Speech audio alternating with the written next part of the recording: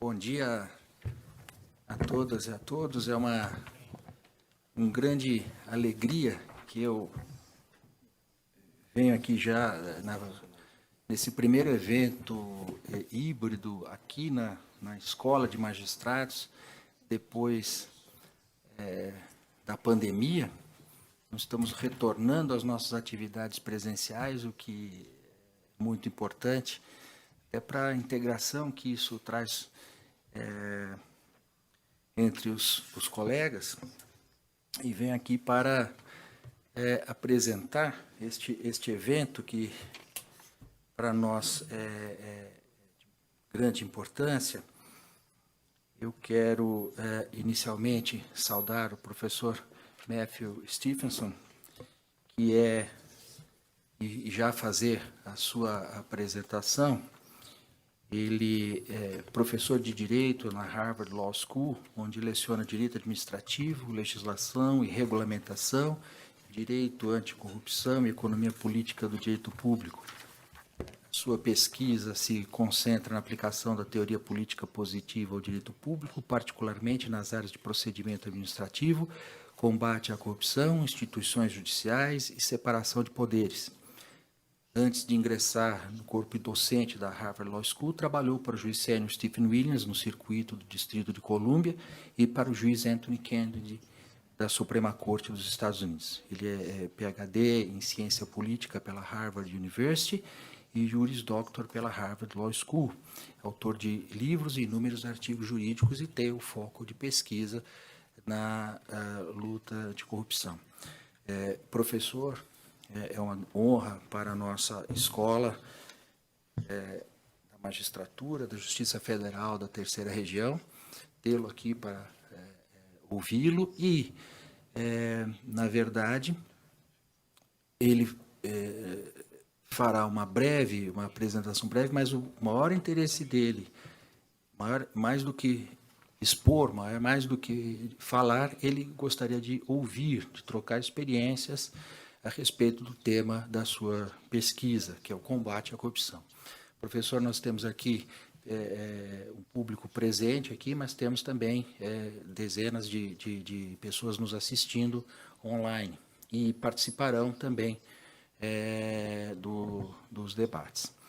Eu quero também apresentar o nosso interlocutor, não diria um debatedor, mas que nos trará também essa experiência do ponto de vista do exercício judicial, o meu querido amigo Fausto de Santos, que é meu colega de turma, antes de mais nada, colega de turma, não da turma, é colega de turma no tribunal, sim, mas é colega de turma de concurso. Nós somos do primeiro concurso da Justiça Federal da Terceira Região.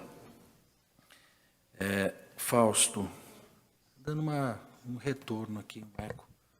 Fausto, como eu disse, juiz federal desde 1991, do primeiro concurso, atuou durante muito tempo na 6ª Vara Federal de São Paulo, especializado em crimes contra o sistema financeiro e lavagem de dinheiro. Foi ouvidor-geral da Justiça Federal, integrou o corpo diretivo da nossa escola, membro do Conselho Consultivo da American University Washington College of Law, para programas de estudos judiciais e legais Brasil e Estados Unidos, e tem aqui um longo currículo que ele pede para que não leia tudo, né? Mas todos conhecem o Fausto, o que abrilhanta este evento. Então, quero saudar a doutora Marcele Ragazzoni, que é a presidente da nossa Associação dos Juízes Federais do Estado de São Paulo e Mato Grosso do Sul, que nos auxiliou muito na realização deste evento, e também o nosso querido colega, o juiz Marcelo Costenaro Cavalli, que fez o contato para nos brindar, trazendo o professor até a nossa escola. Marcelo, muito obrigado. E aqui faço uma propaganda. Marcelo acaba de lançar excelente livro sobre insider trading, que decorre da sua longa pesquisa sobre o tema e atuação prática. Eu recomendo esse livro para todos e todas. Então, eu saúdo os presentes e saúdo aqueles que nos assistem pelo Zoom, e conto com a participação de todos no evento. Assim, e antes de também, quero agradecer a todo o pessoal da EMAG e todos os que atuaram direta e indiretamente para que este evento se realizasse. Professor, então, sem mais, eu passo a palavra ao senhor para as suas considerações, e para que possamos, então, iniciar a nossa conversa. Muito obrigado.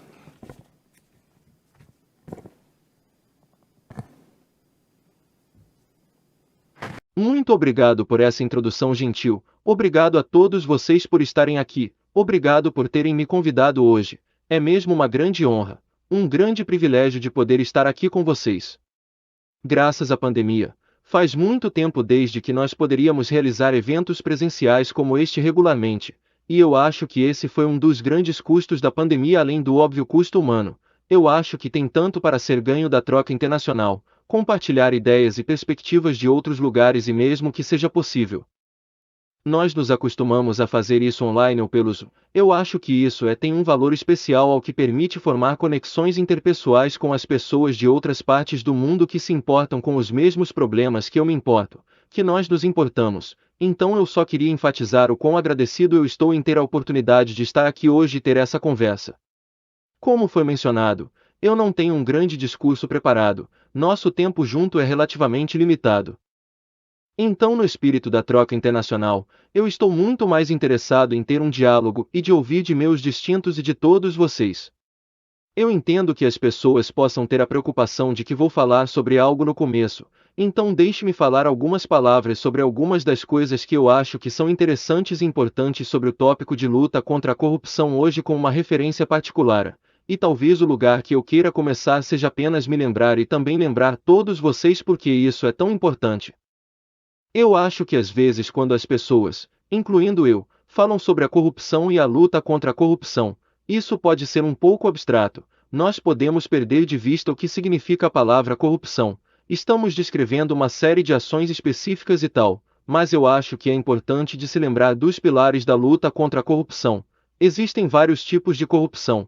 Tem suborno, tem trocar dólares ou reais para licenças, mas eu acho que estamos frequentemente falando de grand corruption, uma corrupção em escala massiva, e é realmente extraordinário roubo de recursos públicos que poderiam ser usados para melhorar a vida das pessoas, tirar as pessoas da pobreza. A corrupção perpetua em sistemas iguais que deixam um grande número de pessoas na corrupção, que depriva as pessoas de oportunidades para a saúde e educação. É muito destrutivo para o meio ambiente. Um colega brasileiro que eu conversei ontem me contou essa informação chocante, que falou de todas as árvores que foram cortadas no Amazonas, que 98% é ilegal, apenas 2% da desmatação é legal e quase tudo disso é ilegal, ou seja, desmatamentos feitos para a corrupção, e tem pessoas envolvidas, elites envolvidas nessa grande corrupção, e podemos pensar neles como máfia. Isso é o que eles são. Eles organizam grupos de crime, organizam roubo de recursos públicos em escala massiva. Nisso, eu quero compartilhar com vocês uma passagem que eu sempre achei bem poderosa e impactante de um presidente do meu país, presidente Theodore Roosevelt, de quase um século atrás, em 1903, enviada no Congresso de US, enquanto ele falava do crime de suborno, e ele disse: "Se vocês não viram, eu não posso falar da mesma maneira que ele falou." Então você tem que imaginar alguém poderoso falando essas palavras. Ele disse que palavras que ecoam até hoje, que não pode ter um crime mais sério do que suborno. Outras ofensas violam uma lei. Enquanto a corrupção atinge a fundação de todas as leis, na nossa forma de governo, toda a autoridade é investida nas pessoas e por elas, delegadas àqueles que os representam em capacidade oficial. Não pode haver ofensa maior do que aquele que a sagrada verdade seja recolocada e que a vende para seu próprio ganho e enriquecimento. Não menos pesada é ofensa de quem subornou. Ele é pior que o ladrão, pois ladrão roubam indivíduos enquanto que os oficiais corruptos afundam toda uma cidade ou estado. Então, presidente Roosevelt continua para dizer que o primeiro requisito de um governo de sucesso é a execução da lei e cortar a corrupção fora. Ele disse isso então e eu acho que é verdade agora, é verdade para o meu país de origem, nos Estados Unidos e é verdade para um país como o Brasil. Em respeito ao Brasil, eu sou um estrangeiro em seu país. O Brasil é complicado.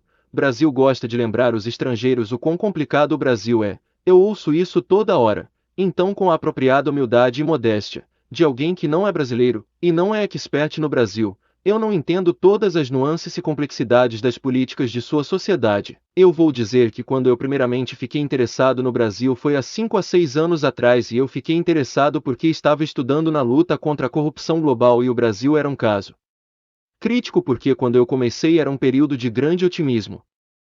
Não apenas no Brasil, mas o Brasil era um exemplo por pessoas que se importavam na luta contra a corrupção, era um exemplo positivo do que era possível, por causa que a luta contra a corrupção pode ser bem frustrante, esse sistema corrupto pode ser tão alienante e difícil de separar que às vezes pode parecer impossível. Algumas pessoas tiveram essa ideia de que a única maneira real de lutar contra essa corrupção de uma forma que obtenha sucesso é se tivesse uma grande transformação política. Como o colapso da União Soviética, ou a crise financeira da Ásia em 1997, algumas pessoas pensam que só pode acontecer se fosse imposto externamente, por organizações como o IMF, colocando pressão em países para mudar. E algumas pessoas pensaram que seria especialmente difícil para sistemas democráticos em lutar contra a corrupção efetivamente, e somente alguns países com muito poder em uma figura central como Lee Kuan Yew de Singapura ou Xi Jinping em China, lutariam contra a corrupção efetivamente. E o Brasil, na hora, era um grande exemplo de apontar para abastecer essas ideias, pois aqui temos um país democrático, mesmo que com uma democracia imperfeita. Mas uma democracia, onde parece um país sem uma grande disrupção política com uma coerção de forças exteriores que está lutando contra a corrupção de uma forma bem séria.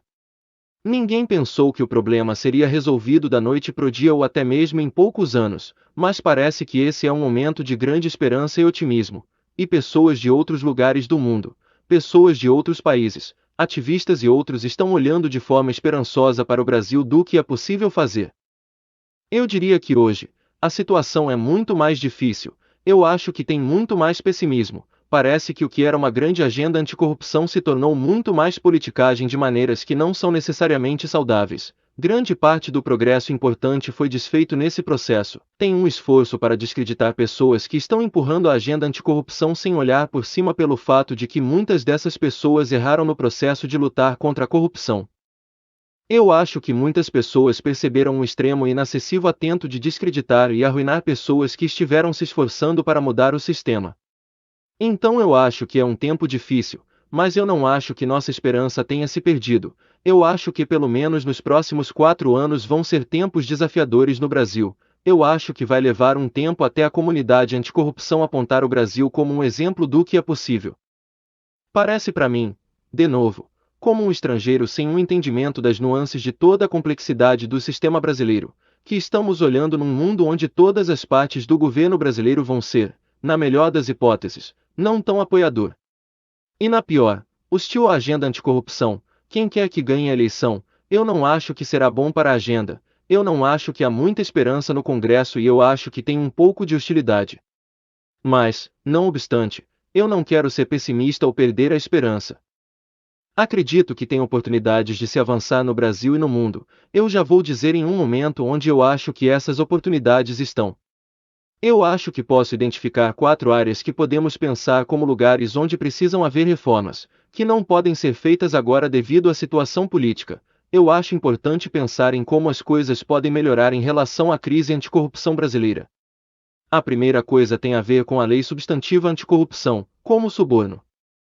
De novo, eu não vou tentar elaborar em grandes detalhes sobre as particularidades da lei brasileira, eu vou deixar isso para os especialistas brasileiros. Eu vou apenas dizer em termos gerais que um dos desafios em lutar contra a corrupção, especialmente em alto nível, é a dificuldade de provar a ofensa. Eu me importo em lutar contra a corrupção, mas eu também estou cometido em imaginar todos vocês como juízes para a importância da Constituição e outras proteções legais para os direitos do acusado.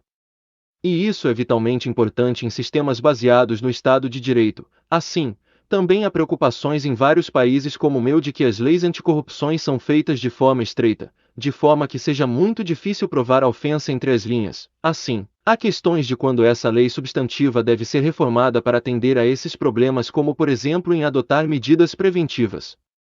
Talvez você possa provar que um certo presente ou doação a um político seja uma remuneração de um favor oficial.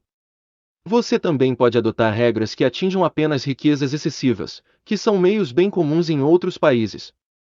Tem várias coisas que podem ser feitas com a lei criminal para fazer parecer mais factível, para procuradores demonstrarem ou provarem além da razão, que um crime foi feito, mas ainda proteger e preservar os direitos de cidadãos. Em adição à lei substancial anticorrupção. Talvez mais importante do que isso é a lei processual. Eu sei que isso é um problema de grande preocupação no Brasil, de novo, especialmente falando em audiências de juízes brasileiros e outros experts. Eu não vou começar a dar detalhes ou recomendações do que pode ou deve ser feito no processo criminal brasileiro. Eu só quero dizer que uma coisa que eu aprendi com muitos amigos brasileiros e outros especialistas é que há significantes preocupações se as muitas proteções processuais desenvolvidas para proteger os direitos do acusado são necessariamente apropriadas. O design geral desse sistema talvez deixe mais difícil de obter sucesso em processar aqueles que têm riqueza e recursos para ter vantagem em todos os mecanismos que existem, para atrasar a uma extensão extraordinária a conclusão do julgamento criminal.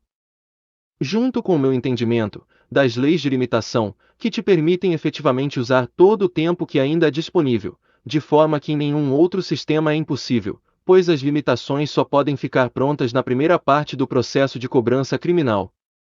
De novo, aqueles acusados de ofensas devem ter o direito de apelo, temos apenas que questionar quantas vezes têm que ter esse direito. Aqueles que são acusados de crimes sérios devem ter seus direitos protegidos.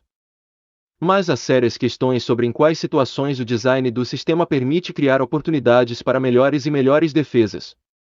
Então acho que há importantes questões a serem perguntadas e eu estou bem interessado em ouvir o que outras pessoas têm a dizer sobre quando o sistema de processo criminal pode ou deve ser reformado para que possamos continuar a preservar as proteções essenciais do acusado, sem criar um sistema em que pode haver a impunidade para aqueles juízes tomarem vantagem disso.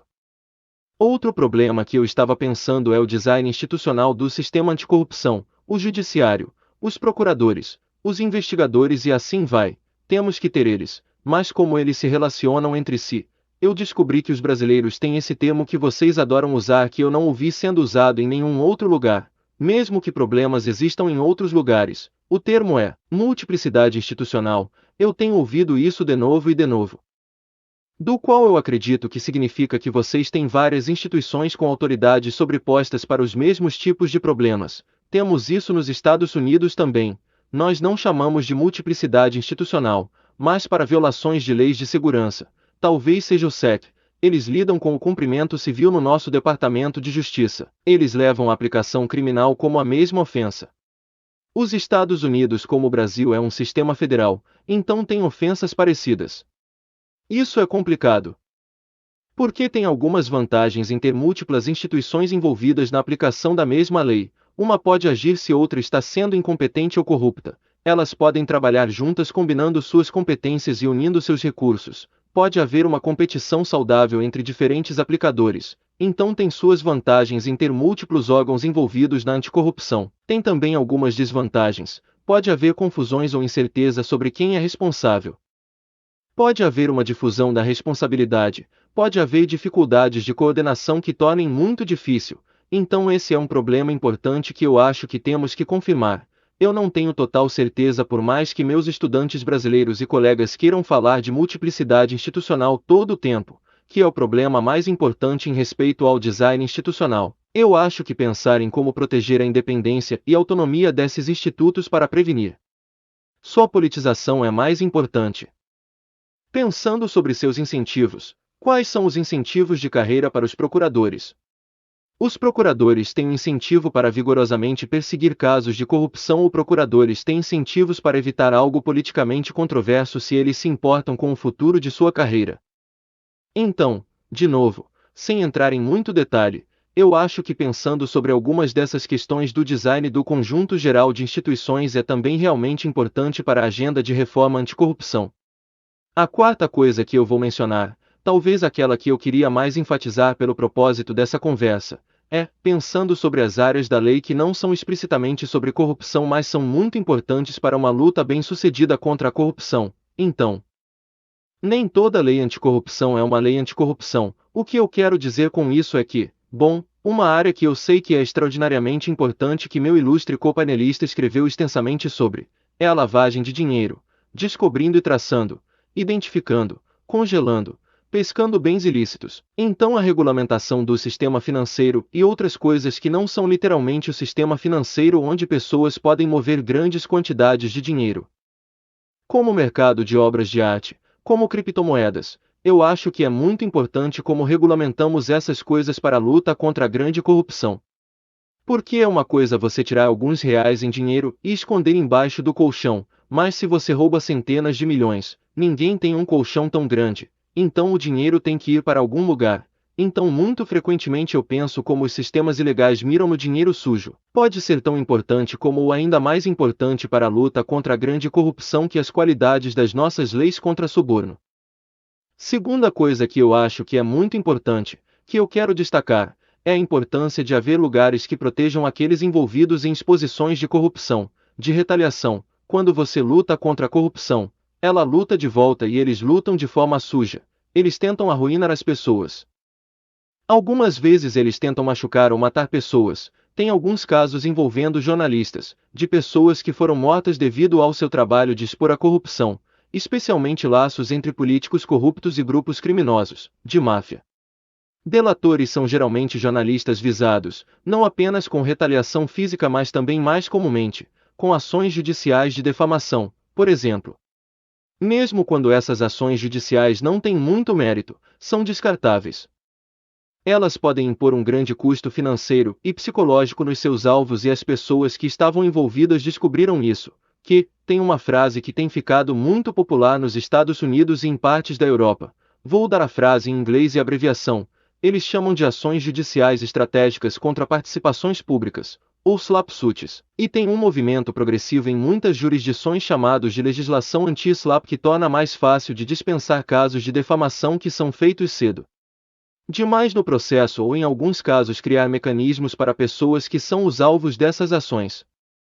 Esse é outro exemplo, mas de novo, lei de defamação não é literalmente lei anticorrupção, mas o design dessas leis e leis de proteção aos delatores do país são vitalmente importantes para que você tenha um sistema efetivo para expor e investigar a corrupção. Leis são imunidades eficazes para procuradores e para esse assunto, juízes talvez sejam muito importantes também. Relaxado é a palavra que geralmente usamos, de fazer seus trabalhos, você não quer deixá-los muito preocupados. Isso não significa que não tenha de haver responsabilidade, se, por exemplo, procuradores passam do limite e violam os direitos de alguém.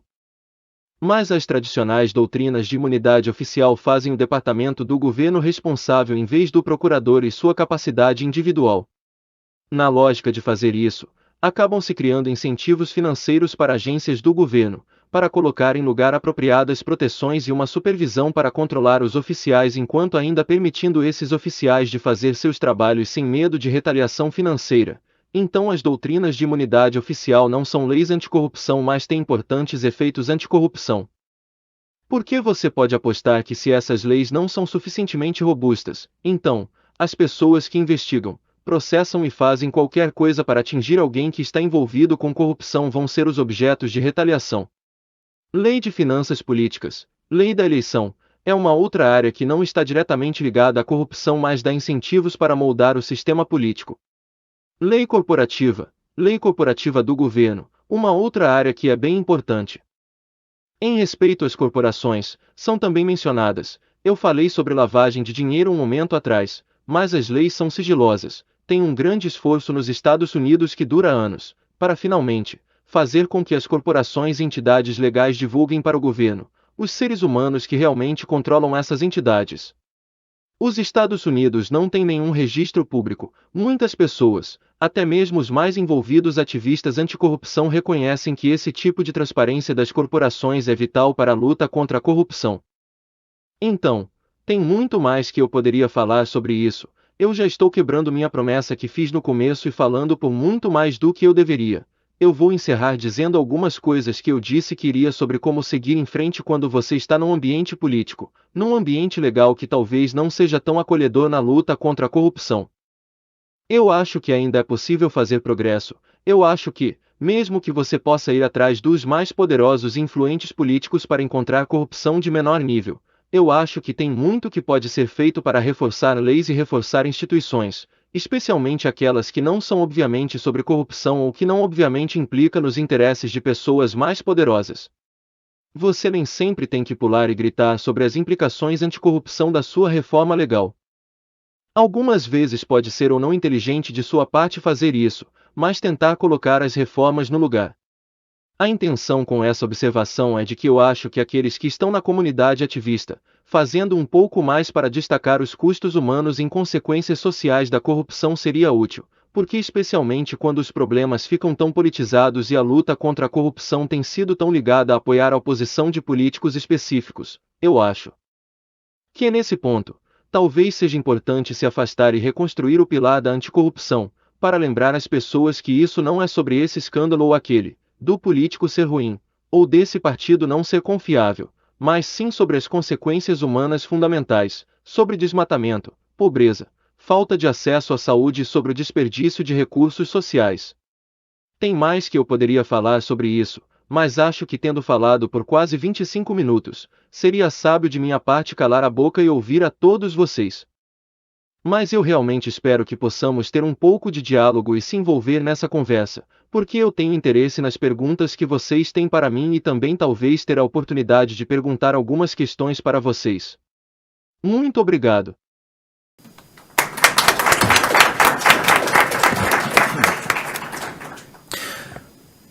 Obrigado, professor Matthew Stevenson. Muito instigante a palestra, certamente teremos muito mais para ouvir, mas o professor, como ele disse, ele quer a nossa participação. Antes de passar a palavra para o Fausto, eu quero fazer 2 registros. O primeiro, que haviam me pedido e eu me esqueci, que era o seguinte, de que quem precisar do aparelho de tradução simultânea, para pegar lá atrás, mas agora eu vi que todos aqui estão muito bem de inglês, parabéns. E quero registrar aqui, com muita alegria, a presença física de alguns colegas, e destaco o meu querido amigo, também colega de curso, de concurso, André Nekachalov, desembargador na 5ª turma e também na nossa sessão criminal. O desembargador Flávio Lucas, do Rio de Janeiro, grande, estimado amigo, Renata Lotufo, Carolina Ayub, o Alessandro Afera, Renato Becho, Raecler, o Fernando ali atrás. É muito bom poder participar, né, Marcelo, de um evento na EMAG, vendo as pessoas aqui presentes. Isso é muito importante. O professor destacou vários aspectos aqui, eu não vou entrar neles, mas eu queria mencionar rapidamente que ele falou como o Brasil é um país complicado. É mesmo, é muito difícil explicar as coisas que acontecem aqui no Brasil. Eu até dizia um tempo atrás que se minha mãe perguntasse para mim como podia a Suprema Corte do Brasil, depois de 5 anos e de tantas coisas que aconteceram, dizer que uma determinada vara não tinha competência para julgar alguém, eu daria a ela como resposta nenhuma, eu ia mudar o assunto, porque é difícil de explicar. É difícil de explicar para nós aqui dentro da área jurídica, quanto mais para as pessoas que não são da área. Isso é muito complicado. E uma outra coisa, dentre tantas que o senhor disse, a luta contra a corrupção é muito difícil também, porque quem está na corrupção fight dirty, joga sujo, e joga mesmo. Nós sabemos disso até por experiência própria, e eu me recordo aqui, e já vou passar a palavra, justamente porque o Fausto, aqui ao nosso lado, foi como juiz da 6ª Vara Criminal de São Paulo, uma pessoa que sofreu na pele os ataques de quem se sentiu afetado pela disposição institucional de alterar aquele estado de coisas que a gente vivia no Brasil. Isso foi muito antes da Lava Jato. E eu me recordo, não é, Fausto, eu estava na vice-presidência da Associação dos Juízes Federais do Brasil à época, e nós lutamos muito lá, e acompanhei até o Fausto numa comissão parlamentar de inquérito que era ali, tudo estava sendo feito para desacreditá-lo, e a gente lutou ali para... Foram 9 horas de debate e eu ao lado do Fausto. Então eu me recordo desse específico fato, há outros, mas do que era a nossa luta na AJUF, a luta institucional de preservação, não só da nossa instituição, o Poder Judiciário, mas acima de tudo e sobretudo da pessoa do juiz que estava ali, do Fausto. E relembrando esse fato, eu passo, Fausto, a palavra a você para suas considerações, contribuindo para aquilo que é o objetivo do professor, entender um pouco mais, conhecer um pouco mais, debater os aspectos relacionados à luta contra a corrupção no nosso país. Fausto. Bom dia a todos. Gostaria inicialmente de pedir licença ao professor de falar na minha língua nativa, porque, obviamente, isso me deixa mais confortável. Gostaria de cumprimentar a escola pelo convite, ao diretor da escola, Nino Todo, prezado amigo, prezado colega de trabalho, que muito tem colaborado para a justiça, e tenho certeza que a diretoria aqui da escola está em ótimas mãos. Queria agradecer também à JUFESP pelo apoio institucional e também ao Marcelo Costenaro,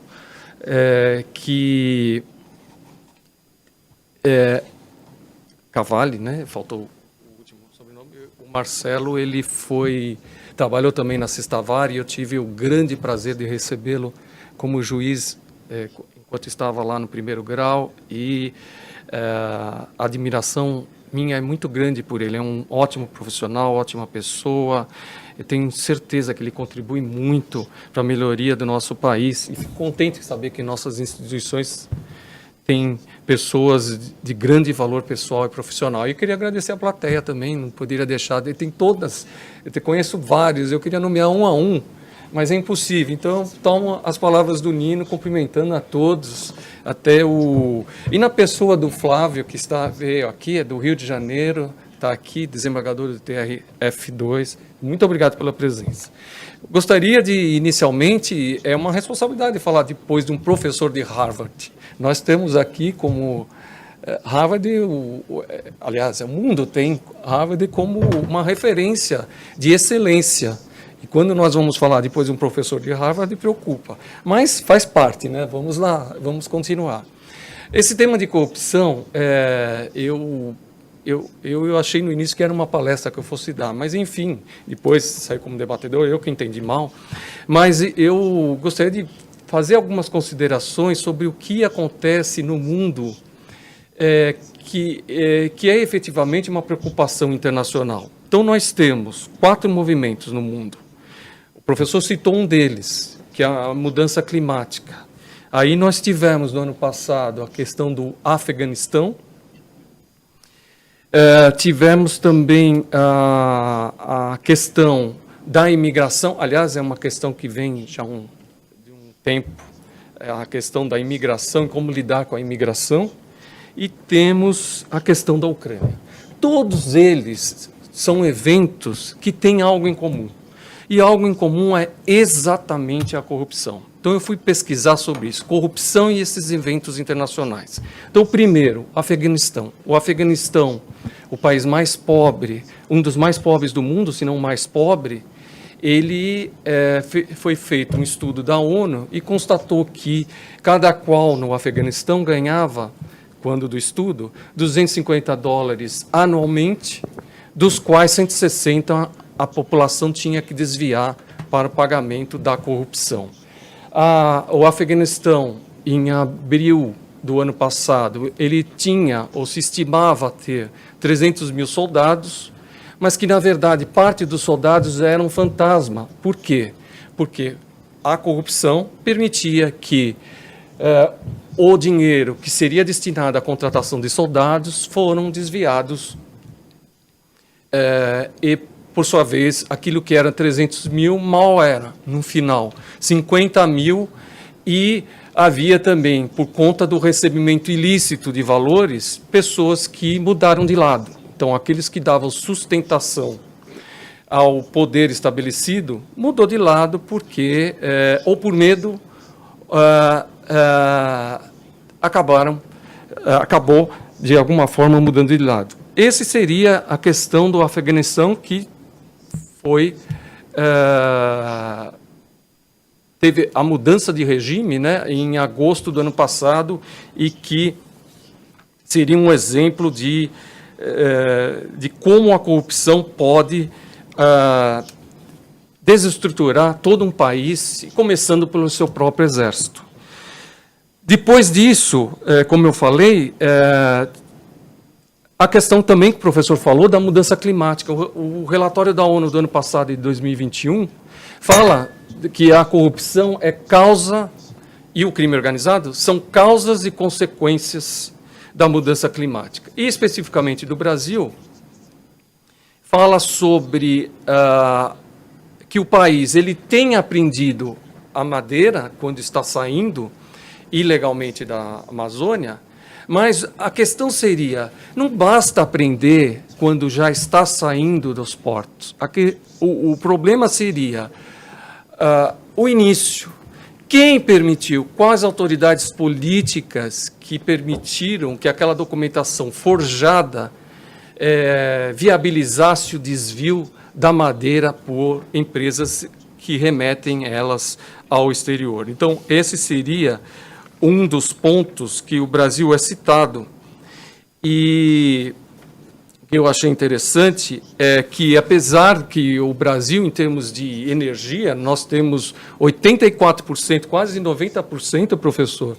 O Brasil, a energia do Brasil é energia limpa. Então, nós temos a energia que vem da água, a energia que vem do sol e a energia do vento. Isso é a plataforma energética brasileira na sua maioridade. Então, o Brasil, ao mesmo tempo que dá amostras, que não combate a derrubada da floresta, por outro lado, ele dá exemplo de que nós utilizamos energia limpa também. Então, eu acho que devemos olhar o Brasil com diversos olhares. É um país complexo, de fato, como foi falado aqui. A questão da imigração. A imigração no mundo tem ocorrido, mas por quê?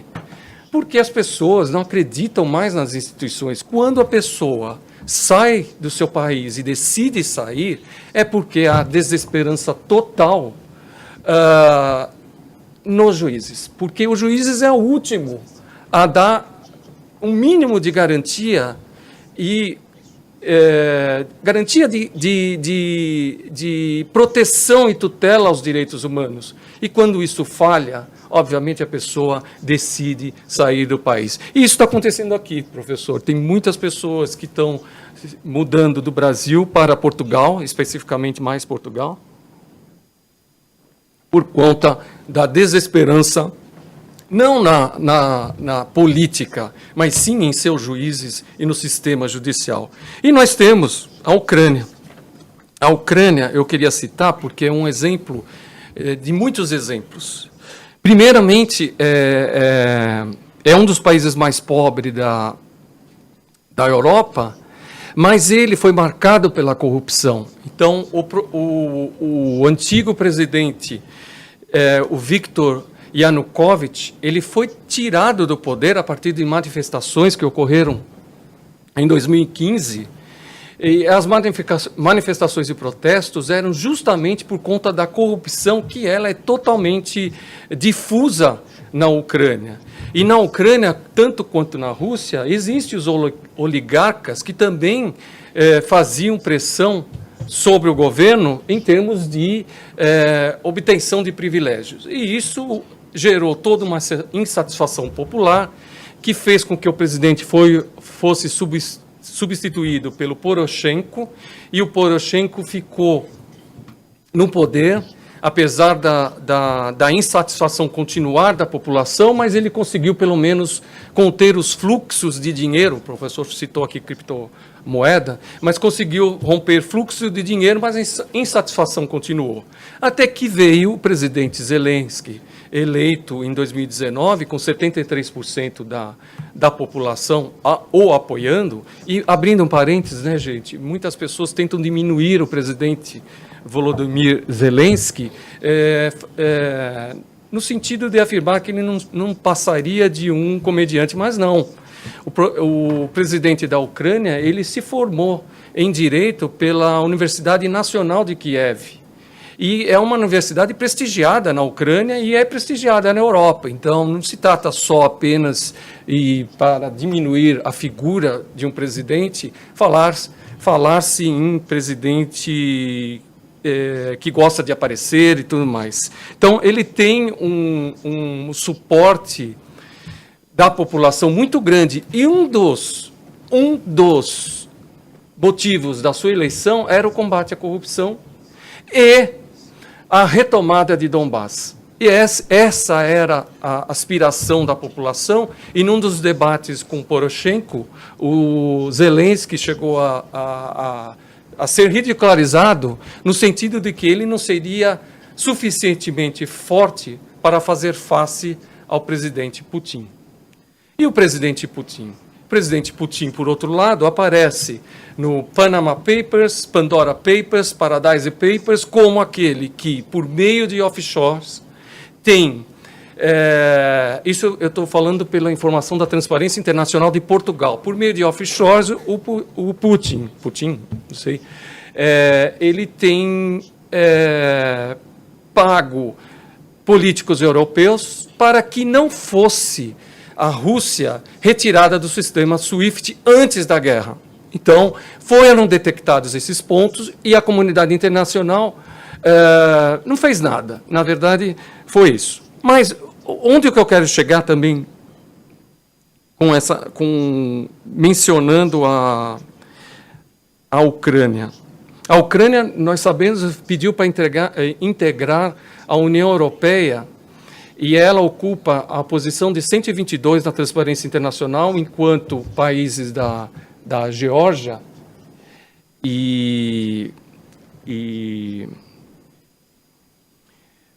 Geórgia e eu não me lembro qual que é o outro país. Achei aqui na minha. E Bulgária, perdão, Geórgia e Moldávia, eles também fizeram o mesmo pleito. Só que a única questão que diferencia esses países é que a Geórgia ocupa a posição de 45 na Transparência Internacional, e ela ocupa uma posição muito superior a alguns países da União Europeia que estão abaixo dela. E a resistência sempre existiu à Ucrânia por conta da corrupção. Então, enquanto não existir instituições firmes, independentes e democráticas, não seria possível o ingresso à União Europeia, apesar de que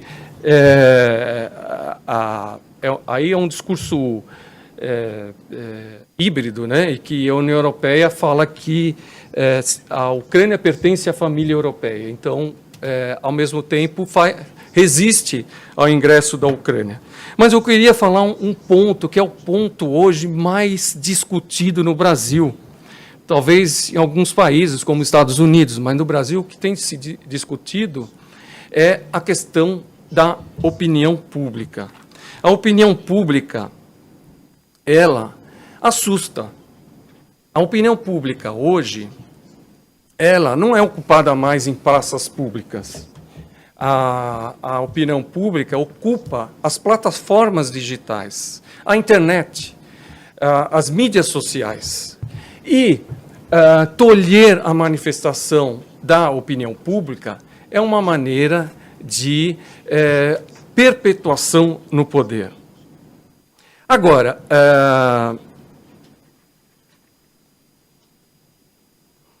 a opinião pública, como bem falou o Nino, estive na frente, eu só estou repetindo porque o professor talvez não conheça a minha história de carreira, a opinião pública muito serviu à manutenção da credibilidade do judiciário, não é nem minha pessoal, mas credibilidade do judiciário, por conta de decisões judiciais.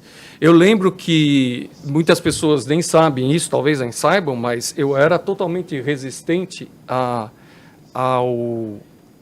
conversa com a imprensa, até que um assessor de imprensa aqui do Tribunal de Comunicação, que chamava, chegou até mim e falou: o senhor tem que ir para a imprensa, porque vão te destruir. E aí, quando ele me falou isso, eu falei, como assim? Eu não posso falar sobre os fatos que eu estou julgando. Fale qualquer coisa. Fale sobre lavagem, fale sobre avária. Mas fale, porque se não tiver o suporte da população, que pode refletir no Congresso Nacional, o senhor vai ser destruído. E nós estamos vendo o que acontece, que tem acontecido aqui no Brasil. Quando essa opinião pública é deixada de lado. Nós geralmente se aproveita de fatores externos que permitem que decisões judiciais polêmicas sejam tomadas em momentos únicos. Então, nós sabemos que a Lava Jato foi destruída na pandemia. Isso é um fato, quando toda a população estava desarticulada, preocupada com a sua vida pessoal. Era isso a preocupação de cada um, sobrevivência. E ninguém mais podia fazer nada, a não ser cuidar da sua segurança, usando máscaras ou seja o que for,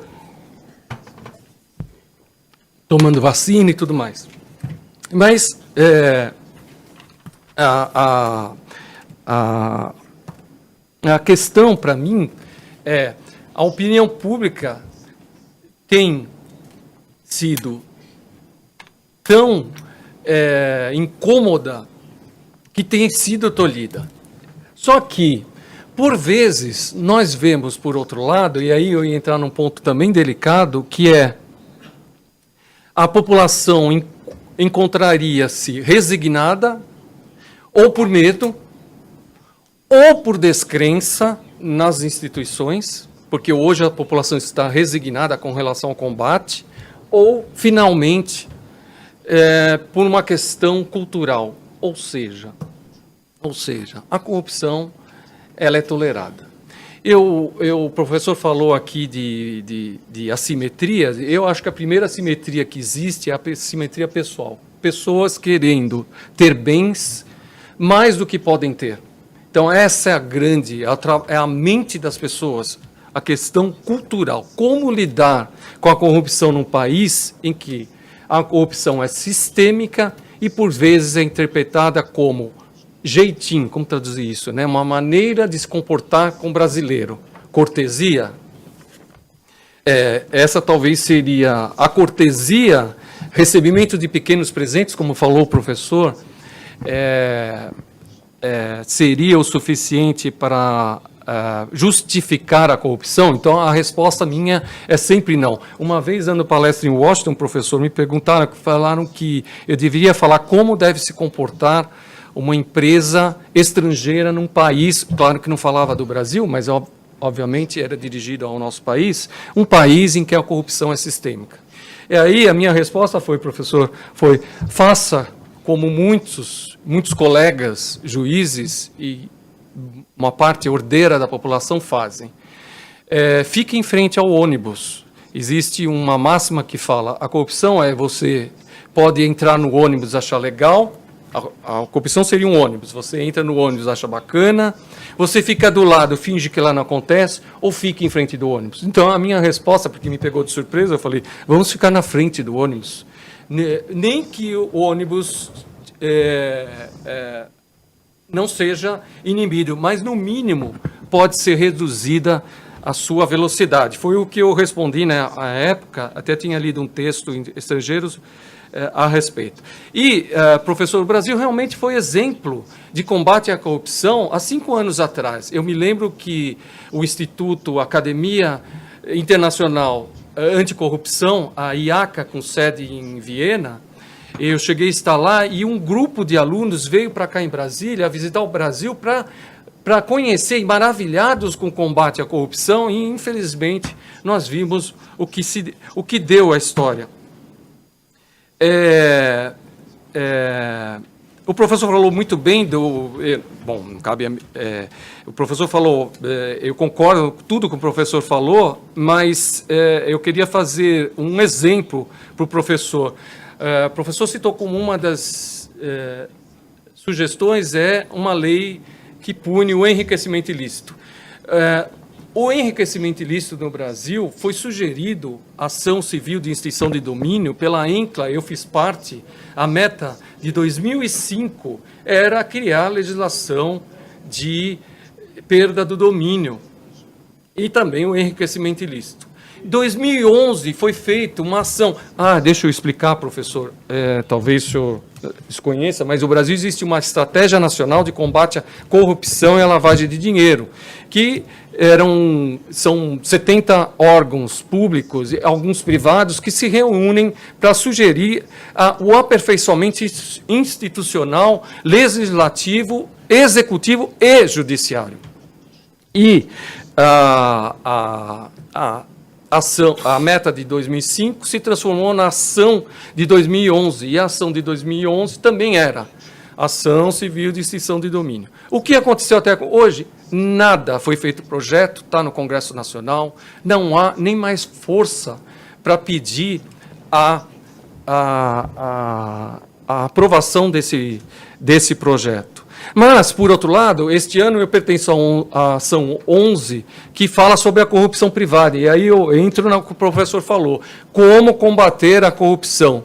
Eu digo, vindo de fora, ou com o Tribunal Internacional Anticorrupção, que é uma das medidas que eu acharia interessante que fosse criado, integrados por juízes não de países corruptos ou com péssima avaliação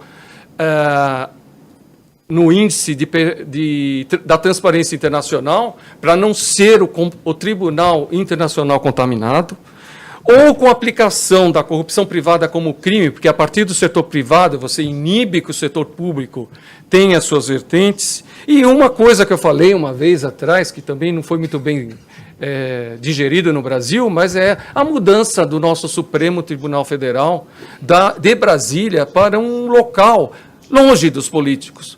Porque os estudos dizem que quando o juiz tem proximidade e intimidade com aqueles que provêm da mesma, vamos dizer, classe econômica, a tendência é eles serem muito mais tolerantes do que se fosse de uma classe diferente. E a gente vê isso em diversas decisões. Eu poderia falar muito mais, professor, mas aqui nos cabe a mim falar. Eu gostaria de, primeiro, cumprimentá-lo pela exposição.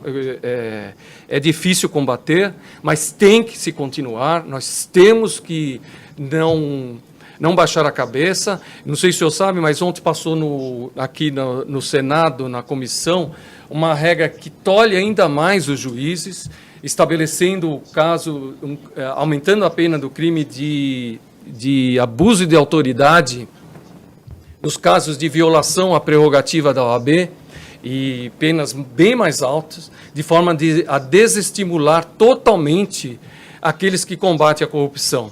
E, só para terminar, aqueles que agem por vingança, né, eles têm que cavar duas covas. Ele pode conseguir um objetivo inicial, mas o maior bem que pode ter uma autoridade pública é a sua credibilidade. E a credibilidade não pode ser arranhada, principalmente quando vem do exemplo de cima, quando vem do exemplo não exemplo de cima, que está acontecendo no país. Mas com isso, professor, eu queria deixar aberto para o senhor também fazer colocações que o senhor fica à vontade a partir daquilo que eu falei. E também a plateia fica à vontade para fazer suas perguntas. Muito obrigado.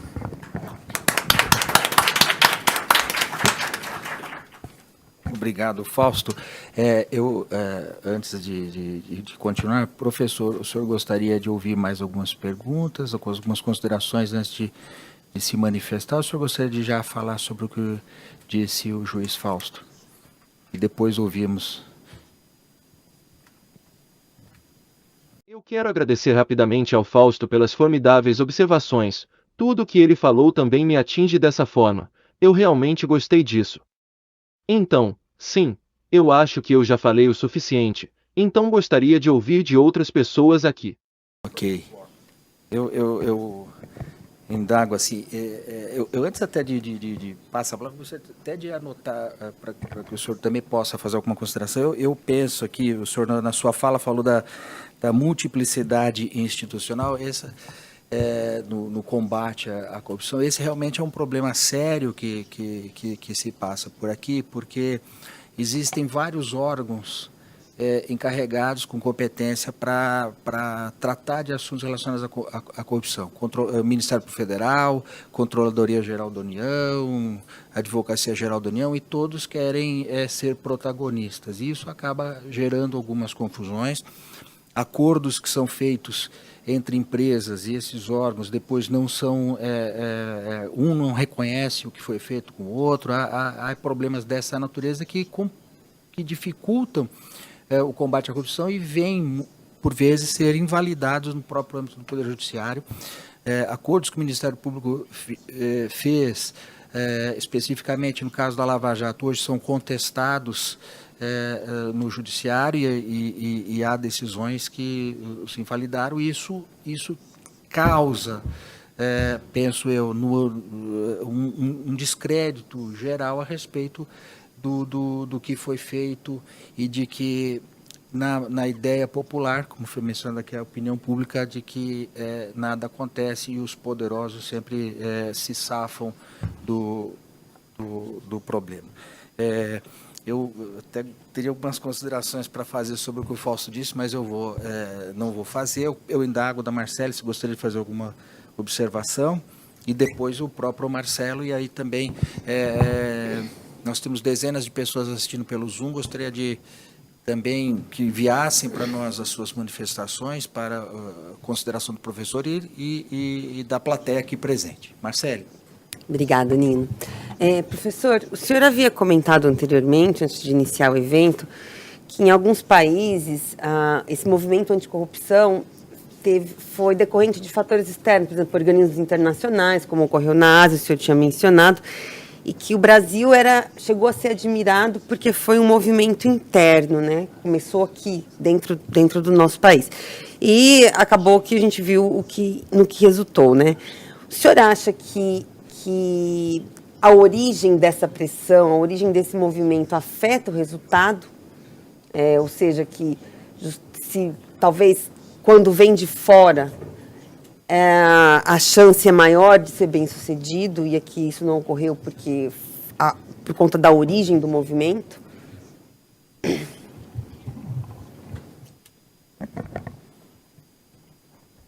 Essa é uma pergunta muito boa. Eu não sei a resposta. Nós realmente não temos tanta informação para saber, mas o que eu vou dizer é que, em uma visão generalizada, quando as reformas anticorrupção ou reformas de bons governos mais amplamente são dirigidas primariamente por uma pressão de fora com muito apoio interno, doméstico, eles frequentemente não são muito efetivos. Então, de novo, uma das razões pelo qual o Brasil foi visto de forma otimista, não é só porque admiramos o Brasil.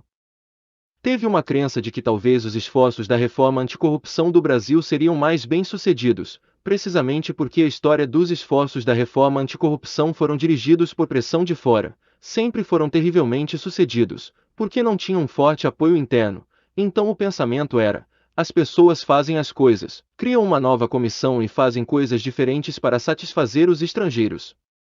Fausto estava dando um exemplo sobre isso antes de falar do Talibã. Tem muitas reformas de governo no Afeganistão que estão sendo dirigidas pelos Estados Unidos, mas não estava sendo muito internamente no Afeganistão, estava sendo empurrado por essas reformas. Então, tem alguns exemplos em que a pressão externa tem um papel crucial. Sobre a Ucrânia é difícil de falar sobre agora porque a guerra mudou tudo, mas pegando do que Fausto estava dizendo, um monte das reformas importantes que ocorreram durante o regime foram dirigidas pelo IMF, e bem interessante de saber. Porque teve um eleitorado doméstico muito forte para essas reformas que essencialmente formaram um tipo de parceria estratégica para os estrangeiros. Então não foi apenas os estrangeiros, mas muito do que aconteceu foi que os grupos nacionais da sociedade civil queriam a criação de um núcleo especializado anticorrupção com envolvimento internacional e que selecionassem procuradores anticorrupção mais poderosos e independentes, e eles não conseguiram deixar o governo fazer isso pelo próprio lobby. Então eles pressionaram o IMF. Foi então uma combinação de pressão interna e externa e claro, agora, é bem difícil de descobrir se isso será bem sucedido porque a invasão russa abandonou todos os avanços que estávamos tendo.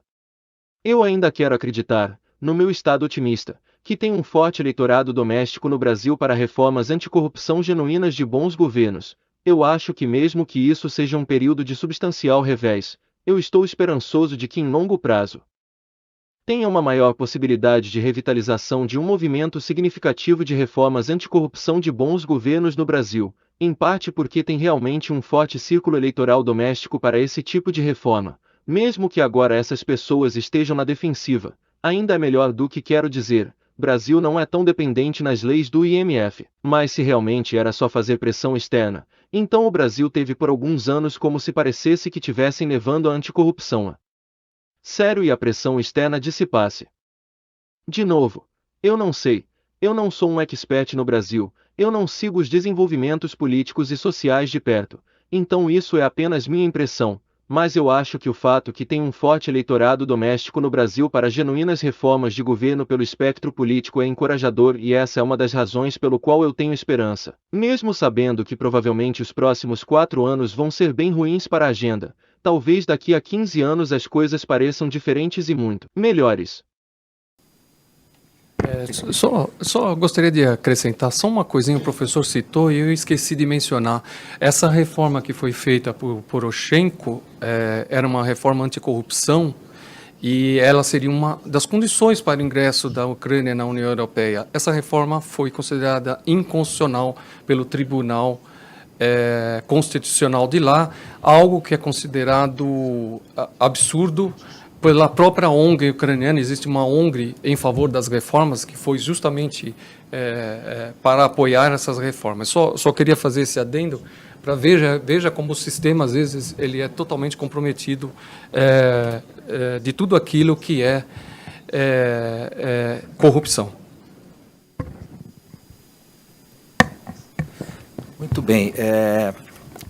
Agora, eu estou olhando aqui para... Nós temos ainda algum tempo até o final da sessão. Eu vou passar a palavra rapidamente para o Renato Becho, em seguida o Alessandro. Eles fazem as duas observações. O Renato Becho é juiz federal. Sim. Também é juiz federal, professor. E aí,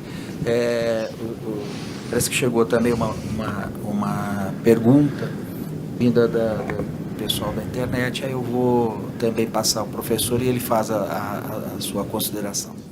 Renato. Bom dia a todos, cumprimento e agradeço por esse excelente evento. O professor abriu a oportunidade para conversarmos, acho que sobre outras áreas. E a minha área é tributário, taxation, tax law.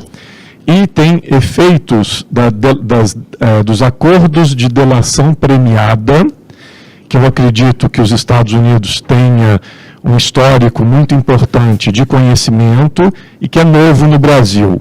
Então, eu não sei se o professor teria condições de compartilhar conosco algumas informações. Por exemplo, empresas que fizeram acordos de delação premiada podem, nos Estados Unidos, descontar a corrupção feita, os valores de corrupção, da base de cálculo dos seus tributos, porque é uma discussão que está acontecendo aqui no Brasil hoje. Né? Se precisar que eu auxilie na tradução, né, só me apontar.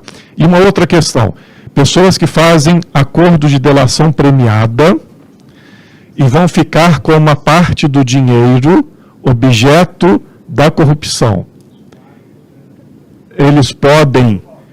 Eles serão tributados ou não?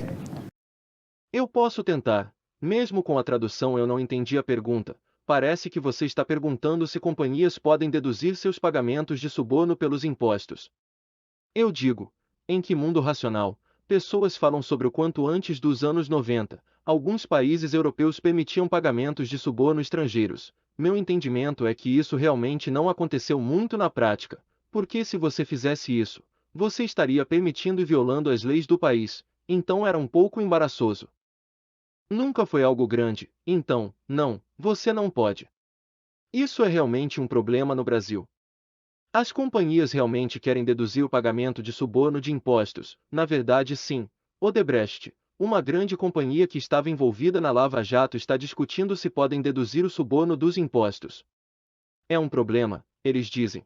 Esses são pagamentos de suborno e queremos subtraí-los de nossos impostos. Tem alguma pessoa no Brasil além do pessoal da Odebrecht que leva isso a sério como uma possibilidade legítima? Eu quero ter muito cuidado em não recusar um argumento que está sendo levado a sério pelo sistema legal de outro país que eu não conheço muito bem, então eu só vou dizer que se, nos Estados Unidos, uma companhia ou alguém propõe a ideia que pagamentos de suborno que a companhia reconhece poderiam ser subtraídos de seus impostos, ririam da cara deles. Seria considerado um argumento muito estúpido para até mesmo entrar em um jornal acadêmico, mas esse é os Estados Unidos. Então, de novo, talvez seja diferente, talvez eu não entenda, o contexto disso parece ridículo. De novo, infelizmente eu acho que você está fazendo uma pergunta muito complicada que eu não entendi muito bem. O que você disse? Algumas pessoas mantêm dinheiro nesses acordos. Eles estão sujeitos à tributação. Eles precisam pagar tributos para essa parte do dinheiro que o governo aceita que permanece ou não. Então, de novo, eu não sou um advogado fiscal especialista, mas meu entendimento é que se você for uma corporação ou um indivíduo, toda a sua renda é tributável. E se teve alguma renda que você perdeu para o governo e não entregou, ainda é renda tributável. É que nós estamos tributando dinheiro ilegal, no fim, mas seria melhor não tributar dinheiro ilegal. Isso parece, de novo, se isso fosse nos Estados Unidos e não no Brasil, de novo, não sei as nuances da lei brasileira. Se nos Estados Unidos tivesse uma corporação que fosse acusada de pegar $1 milhão ilegalmente e então o governo traz uma procuração e eles definem isso por delação premiada e a corporação diz, nós vamos pagar uma multa de $500 mil. Os 500 mil restantes ainda seria a renda da corporação e se você dissesse bem, mas porque o governo disse que é ilegal, então eles não deviam pagar tributos por nada disso. De novo, isso seria um argumento ridículo e sem sentido em que eles iriam rir de você. Mas isso nos Estados Unidos. Eu não sei sobre o Brasil. Agora, por que a corporação ganharia um bônus e ainda é renda? Você pode tratar renda tanto legal quanto ilegal. Talvez tenha renda legal tributável. Através da delação premiada o governo pode ter entendido que aquela parte legal não tem nenhum problema. Então é legal. Nós não vamos procurar você por isso. Então é renda legal. Se você estivesse nos Estados Unidos, com certeza seria tributável. Talvez no Brasil isso seja uma questão difícil. Eu não sei. Okay. Eu vou passar a palavra ao Alessandro para fazer a consideração, porque daqui a pouquinho vai começar uma manifestação aqui ao lado que vai tornar impossível a continuidade do nosso diálogo aqui. E, além do que, já estamos no horário de encerramento previsto. Então, Alessandro, peço rapidamente a sua consideração e a consideração do professor, e aí eu prossigo para o encerramento. Bom, primeiramente, cumprimento o professor pela sua exposição. Eu gostaria de fazer Fala mais, fala assim, aqui na frente, assim. Primeiramente, eu gostaria de fazer um comentário, professor, que no Brasil, o nosso primeiro ministro da Justiça, o primeiro ministro da Justiça do Brasil, em 1549, veio de Portugal condenado por apropriação de recursos públicos. Então, isso leva à conclusão de que a corrupção no Brasil é algo que é histórico, é algo que leva muito tempo, e talvez tenha alguma relação com a forma de colonização do Brasil. O Brasil foi uma colônia de exploração, uma colônia de retirada de recursos, e muitas vezes temos a sensação de que essa retirada de recursos permanece até o presente momento, não mais feitas por um governo, por outro país, mas por grupos econômicos que se instalaram em posições de influência, trabalhando conjuntamente com o poder político. Mas a pergunta que eu gostaria de fazer para o senhor é que nós vimos avanços significativos em pautas como gênero, diversidade de diversas formas, graças a campanhas, graças à divulgação na imprensa, graças a ferramentas de conscientização pública e, sobretudo, com a utilização da tecnologia. Eu pergunto ao professor o que ele acha dessa possibilidade de colocar a pauta da corrupção com a mesma relevância, talvez, ou utilizando-se os mesmos mecanismos, de outras pautas que receberam significativos avanços, tanto nos Estados Unidos como aqui no Brasil e, enfim, em diversos lugares do mundo. É isso, professor. Muito obrigado.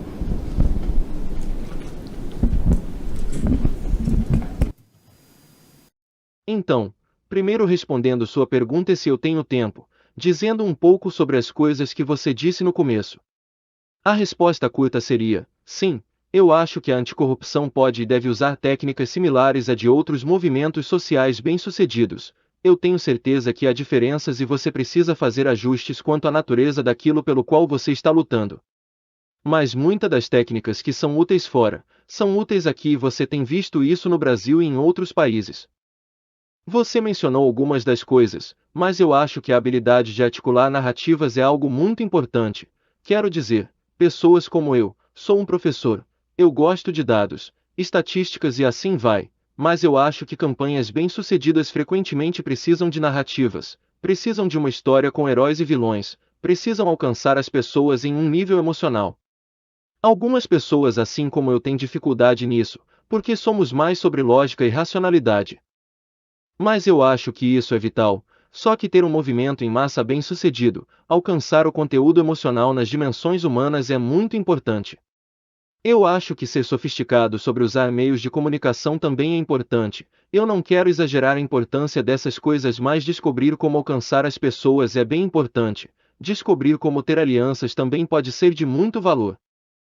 Uma das coisas que eu tirei de uma conversa bem interessante com ativistas anticorrupção nos Estados Unidos foi que eles chegaram em diversos grupos para ter seu apoio. Então, a comunidade financeira está frequentemente não no lado certo desses problemas de mudança social, mas as pessoas conseguem convencer a Associação Americana de Bancos que uma maior transparência estão em seus interesses, e isso foi muito efetivo. Então, algumas vezes, grupos de negócios vão ser seus adversários se você for um ativista anticorrupção.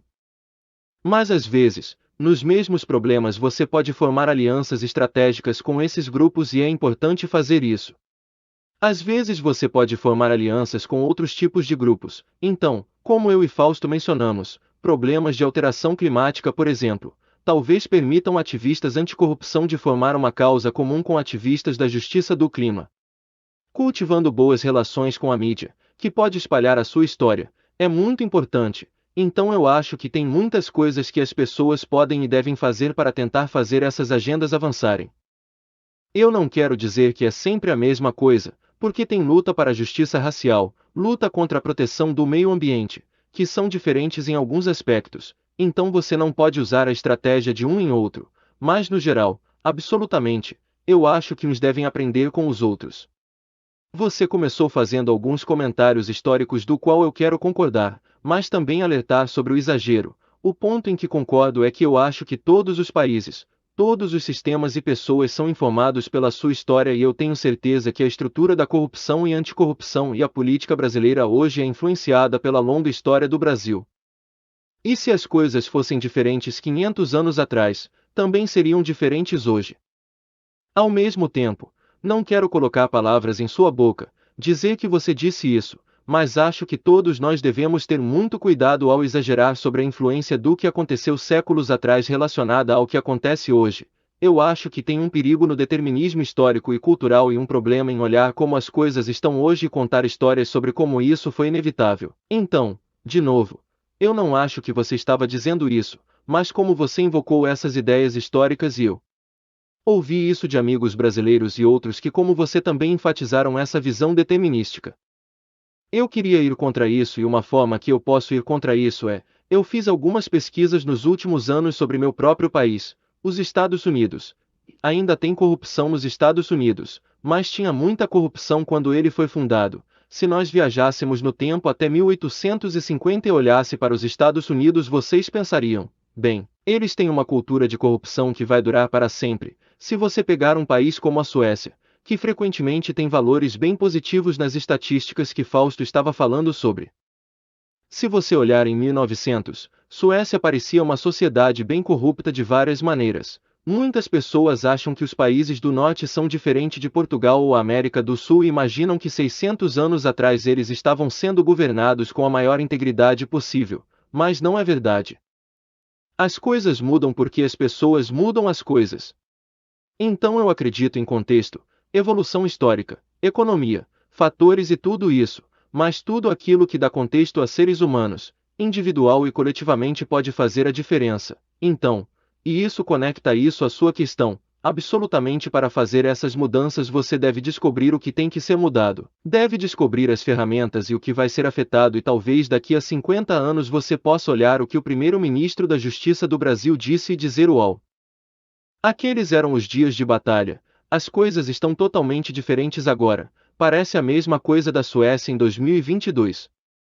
Se você olhar a corrupção em 1800, eu disse 1900, mas é 1800. Se você olhar a corrupção, você acharia maluco como as coisas eram. Graças a Deus que o sistema está melhor do que era. Muito bem. Eu quero, já encaminhando para o encerramento, quero, em primeiro lugar, agradecer muito a presença do professor Matthew Stephenson conosco nesta manhã e dizer que esse tema vai ser objeto de outros cursos aqui na Escola de Magistrados e porque o que foi mencionado aqui, eu diria, professor, que isso aqui foi um aperitivo para que a gente possa fomentar o debate, aprofundar o debate, e já fica aqui, desde já, viu, Marcelo, também, o convite para que o senhor volte a tratar deste tema e de outros conosco, se não presencialmente, por videoconferência, organizaremos um curso, e aí já fica aqui de público o convite para que o senhor participe e nos traga elementos de reflexão. E espero também que essa pequena conversa de hoje tenha conseguido alcançar o seu objetivo, que é de iniciar um diálogo conosco, com a magistratura, para tratar de tema tão importante que é a luta contra a corrupção e as suas dificuldades. Eu quero também dizer que houve algumas manifestações da vindas de quem nos assistiu pelo Zoom, e várias delas, Fausto, elogiosas a você. Eu vou passar para o Fausto isso, inclusive há uma pergunta específica para ele sobre a ideia dele de Supremo Tribunal Federal, mas eu passo para ele, depois ele, se possível, responderá essa pergunta diretamente, porque ela, embora seja interessante, não estava diretamente ligada ao tema da palestra de hoje.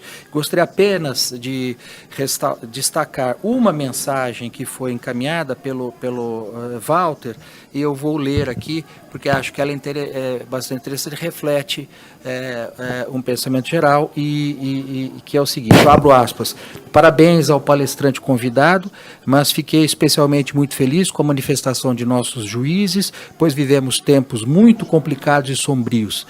A corrupção direta e os favores aos amigos do poder são as piores mazelas da sociedade brasileira. Fecho aspas. Eu quero,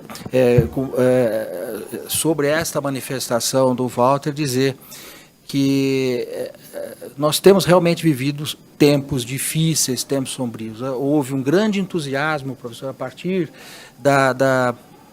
do processo da Lava Jato, mundialmente conhecido, mas houve um refluxo, houve uma volta, mas não é o momento, não é a hora de tratarmos disso, mas houve erros, houve acertos. Mas o que é importante deixar registrado, sempre, faço questão de dizer isso, que a sociedade brasileira, a despeito de tudo isso, pode acreditar, pode confiar no seu poder judiciário. Aqui eu conheço todos os magistrados aqui, são pessoas absolutamente dedicadas e interessadas, e trabalham muito para que nós tenhamos um país melhor. E é isso que nós esperamos. As instituições, eu gosto de deixar uma coisa sempre clara também, Fausto, que é o seguinte: o papel do juiz, não é de combate à criminalidade, porque nós temos um dever de garantir as garantias dos direitos fundamentais previstos na Constituição da República. E isso nós temos feito e vamos fazer sempre. O Fausto, como disse no início da minha fala, passou momentos difíceis, mas está aqui firme e forte trabalhando nisso, e isso é o que nós devemos sempre ressaltar. A luta, professor, para uma melhora institucional continua e continuará. Mas, enfim, com estas palavras, se eu entusiasmar, eu começo a falar demais. Então, já estou na hora de cortar, a Renata já está me dando cartão amarelo ali. Então, com essas palavras, professor, mais uma vez, agradecendo muito a sua presença, eu declaro encerrada esta sessão. E muito obrigado a todos, a Jufesp pela ajuda na tradução e ao pessoal da tradução que trabalhou muito aí para que esse evento fosse um sucesso. Muito obrigado.